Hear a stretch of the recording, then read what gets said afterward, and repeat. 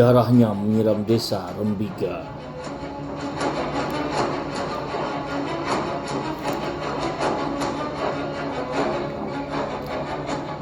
Naskah ini ditulis oleh Pelda Sumarjo. Naskah yang bersifat cerita perjuangan ini disusun setelah mewawancari langsung orang-orang yang waktu itu ikut dalam peristiwa, yang kebetulan sampai sekarang masih banyak yang hidup, ditambah beberapa orang yang dapat memberikan tambahan bahan-bahannya. Tentu saja penyusunannya disesuaikan dengan susunan suatu cerita. Adapun nama-nama yang tercantum dalam naskah ini betul-betul nama yang mengalami peristiwa tersebut.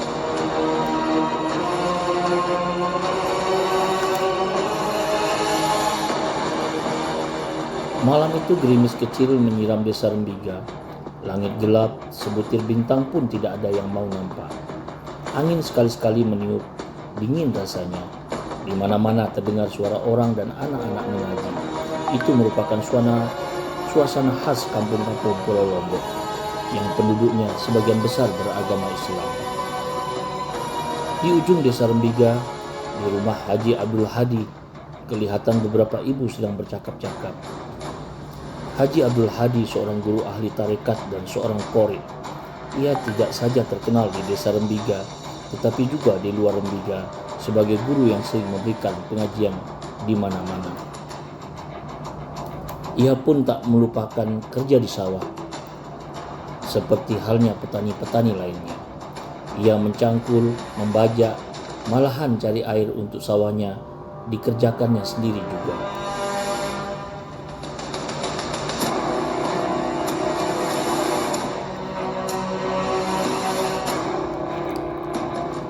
Di kampung-kampung, penjagaan dan ronda digiatkan. Sehabis sembahyang Isya, di pos-pos yang telah ditentukan, di masjid-masjid, di berugak-berugak, yaitu tempat semacam panggung dekat rumah-rumah untuk istirahat banyak orang berjaga-jaga. Memang kewaspadaan perlu ditingkatkan. Tentara Jepang di Kembang, Marang, Lombok Tengah sudah tersebar kemana-mana, di antaranya Cakranegara, Mataram, dan Ampenan. Tidak mungkin kalau tidak ada maksud tertentu dari si penjajah Jepang. Tindakan penjajah yang mengaku dirinya saudara tua itu sering sewenang-wenang. Di mana-mana terjadi penyiksaan, bahkan sering pembunuhan. Hal itu menimbulkan rasa antipati yang makin mendalam di kalangan rakyat.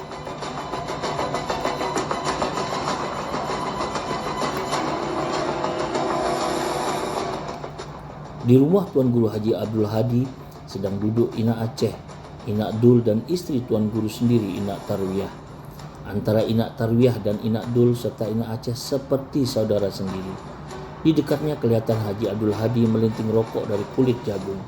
Sedang di dekat Ina Tarwiyah ada tempat sirih kuningan lengkap dengan isinya. Sirih, gambir, kapur, dan penumbuknya.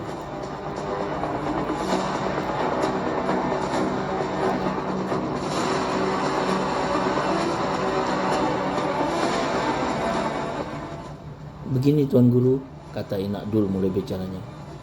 Kami ingin tahu cerita asal-usul desa kita ini. Memang ada beberapa cerita mengenai asal-usul desa kita. Pertama, ada yang mengatakan bahwa di desa kita ini dulunya hutan lebat. Macam-macam tumbuhan ada. Di antara pohon-pohon itu ada yang terkenal pohon Rembiga. Selanjutnya tempat ini diambil dari nama pohon tersebut, yaitu Rembiga. Sekarang sulit menemukan pohon itu, apalagi di desa sudah banyak rumah. Kira-kira daunnya hijau agak keputihan, getahnya untuk mengobati orang sakit gigi. Ada lagi cerita yang lainnya. Ia melanjutkan ceritanya. Rembiga dari kata rem dan bagan. Rem artinya perlindungan, sedang bagan artinya tempat. Artinya seluruhnya tempat perlindungan. Hal ini dihubungkan dengan cerita dulu zaman kerajaan Selaparang. Waktu itu tempat ini untuk berlindung atau musyawarah ksatria-ksatria keluarga kerajaan Selaparang.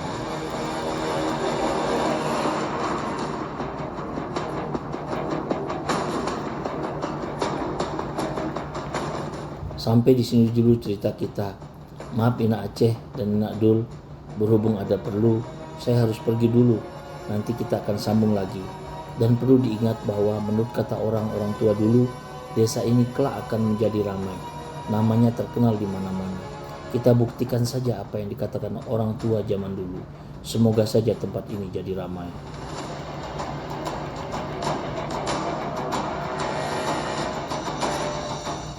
Sejenak Ina Dul dan Ina Aceh pulang. Haji Abdul Hadi mengambil surbannya. Dia memakai sarung plekat, baju jas hitam, peci putih diikat serban putih yang pinggirnya berenda. Peci dan surban ini dibawanya dari Mekah. "Mana pedang dan kerisku?" katanya pada istrinya Ina Tarwih. "Jangan terlalu malam, Kak Tuan." Istrinya berdiri mengantar di pintu. Suaminya tidak kelihatan.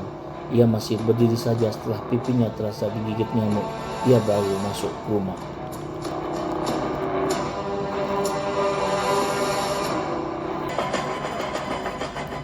Bedil dan granat kita sambut dengan keris, parang, tombak, dan bambu runcing. Orang-orang di Jawa bisa membuat kalang kabut Jepang dengan bambu runcing. Kenapa kita tidak? Kita sambut juga dengan senjata apa adanya. Yang penting tekad kita sambut dengan perang sabilillah.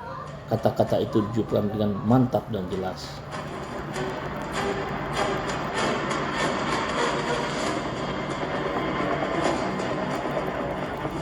Setuju sekali. Semuanya yang hadir menyetujui. Di masjid-masjid sudah terdengar suara membaca ayat-ayat suci Al-Quran. Awal pagi sangat dingin. Suara orang mengaji tidak kedengaran lagi. Diganti suara keras mengagungkan nama Allah yang Maha Besar. Azan subuh mendengangkan ke angkasa, memanggil umat Islam untuk melaksanakan sembahyang subuh. Kebetulan muazin-muazin Rembiga terkenal merdu suaranya. Siapapun yang mendengarkan merasa tertarik dan tergugah hatinya.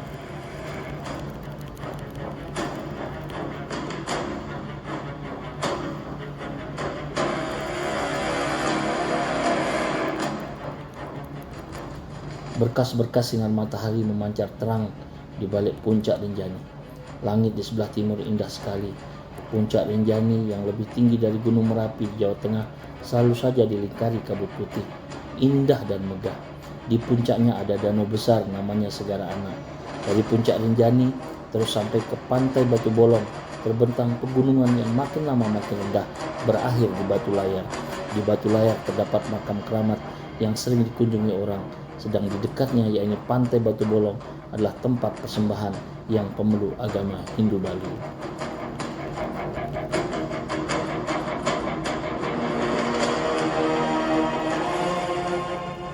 Kebetulan musim para petani menanam padi. Pagi-pagi mereka sudah ke sawah.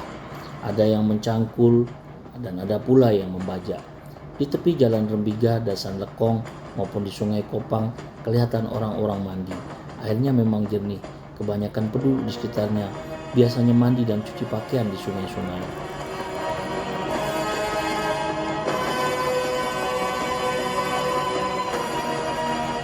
Dari jurusan utara, desa-desa Midang, Gunung Sari, Rendang Bajur, berduyun-duyun orang yang membawa dagangannya. Jagung, kelapa, nangka, cabai, pisang, dan hasil bumi lainnya. Barang-barang itu dijual di Kota Mataram, Ampenan, dan Cakranegara.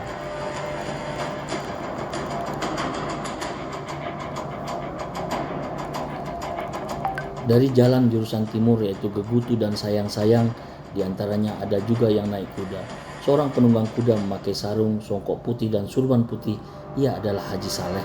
Sudah menjadi kebiasaan di Lombok, seorang laki-laki yang pernah menunaikan ibadah haji sehari-harinya memakai songkok putih.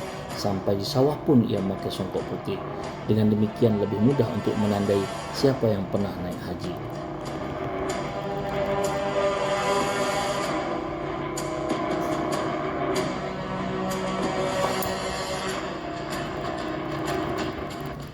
Bersamaan waktunya, dari arah barat, jalan jurusan Ampenan, serdadu Jepang datang.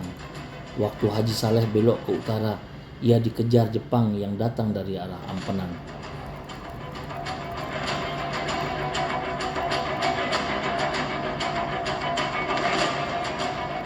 Melihat gelagat yang kurang enak, Haji Saleh memacu kudanya.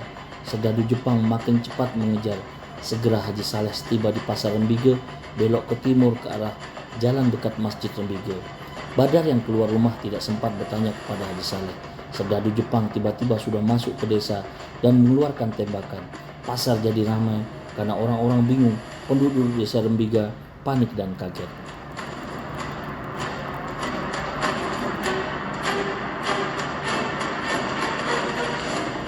Astaga, astaga, Ina Aceh, dari mana kamu? Tanya Ina Abdul. Di pasar, belum sempat beli apa-apa, keburu serdadu Jepang datang menembaki dan Haji Saleh dikejar-kejar. Ina Aceh, ayo pulang cepat, jangan lama-lama bicara.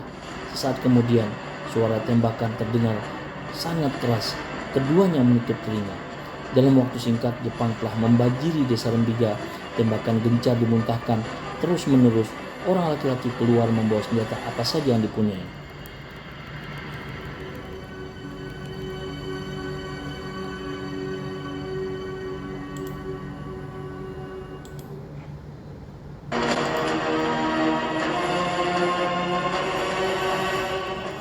Itu suara tembakan, Tarwih, kata Haji Abdul Hadi tibanya di rumah.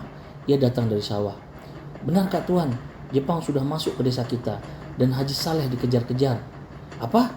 Haji Saleh dikejar-kejar? Tarwiyah, aku sudah ambil air sembahyang, ambil songkok putih dan surbannya yang dari Mekah itu, dan sekalian pedang serta kerisnya.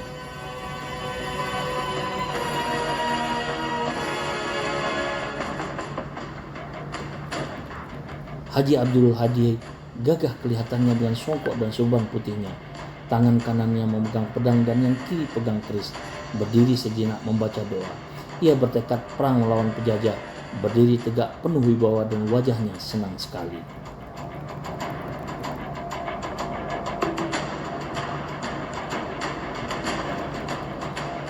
Penjajah Jepang telah masuk desa kita.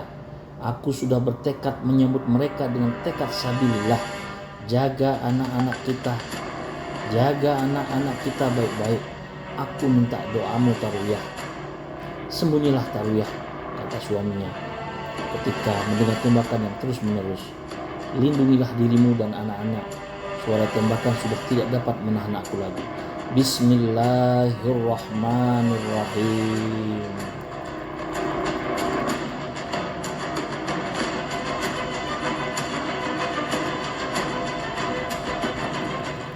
Haji Abdul Hadi pergi ke medan laga. Suaranya masih kedengaran menyebut dan mengagungkan nama Tuhan. Allahu Akbar. Dekat sebuah tembok, Haji Abdul Hadi berpapasan dengan seorang serdadu Jepang bersenjata bedil dan sangkur terhunus. Dengan teriakan nyaring, ia menusukkan bayonetnya. Haji Abdul Hadi mengelak sedikit dan dengan cepatnya pedangnya masuk di dada serdadu Jepang itu. Dengan kekuatan yang masih ada, ia mencoba mengangkat bedilnya, tapi hanya dengan tusukan kerisnya di tangan kiri, si Jepang tidak dapat berbuat apa-apa, mati.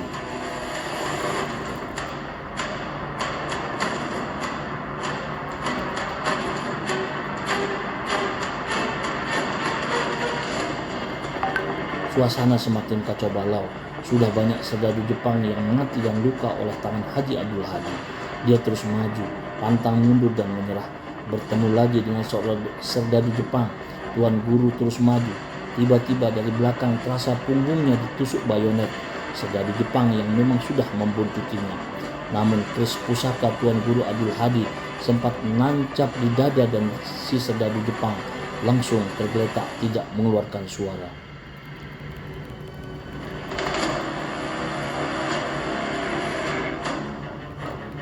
Kawan yang di depannya tahu Tuan Guru sudah luka parah. Ia langsung menusukkan bayonetnya. Dengan sisa kekuatan yang masih ada, Tuan Guru menyambut musuhnya. Tuan Guru kena, dan serdadu Jepang itu pun jatuh dengan leher hampir terpenggal oleh pedang Tuan Guru. Darah Haji Abdul Hadi menyiram tanah Rembiga. Ia gugur sebagai seorang syuhada. Gemparlah seluruh desa Rembiga.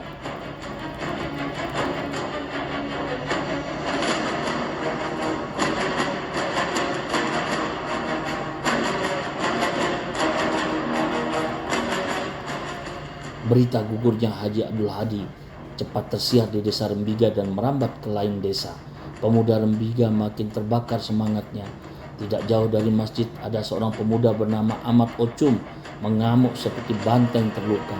Dengan senjata parang dia membuat beberapa serdadu Jepang tidak berkutik meskipun dengan siraman peluru. Ia tetap gagah sampai perang usai.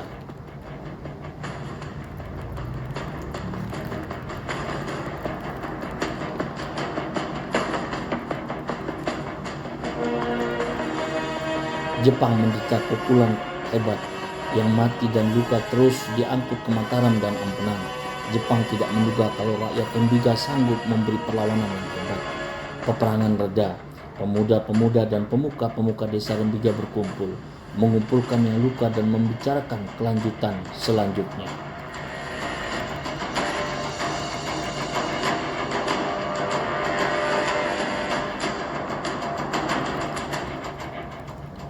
Kabetiah, kalau begitu kita segera lapor ke markas BKR.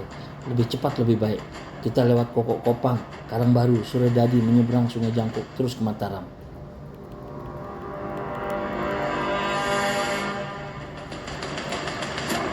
Hari itu juga Raden Sukoco, tokoh BKR Mataram, beserta kempetai Jepang sudah datang ke desa Rembiga untuk menyelesaikan persoalan. Orang-orang yang ditahan Jepang dikembalikan. Yang ditahan pun sudah kembali dengan selamat. Siapa yang ditahan, Kabetiah? Yang jelas saya lihat tadi Haji Mahmud dan Azhar. Pak Madali kemana? Saya kok belum melihatnya. Saya dengar dia mencari bantuan di Sesele dan lainnya. Memang di Jembatan Midang banyak orang-orang Sesele dan orang-orang dari desa lainnya.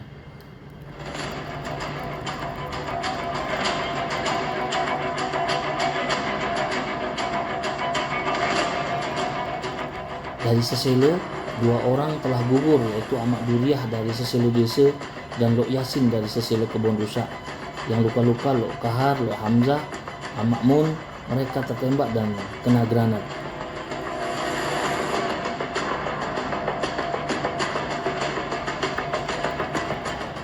Langit mendung memayungi desa Rembiga yang berkabung. Desa yang baru saja terjadi pertumpahan darah. Orang-orang dari segala penjuru memenuhi desa Rembiga. Para alim ulama, lebih-lebih orang yang pernah menjadi murid Tuan Guru Haji Abdul Hadi. Mereka mengantar dan memberikan penghormatan terakhir. Pak Badar dengan menengadahkan kepala berkata, Tuan Guru telah tiada. Darahnya menyiram desa Rembiga. Nama dan jasanya akan tetap terkenang terus ke anak cucu kita.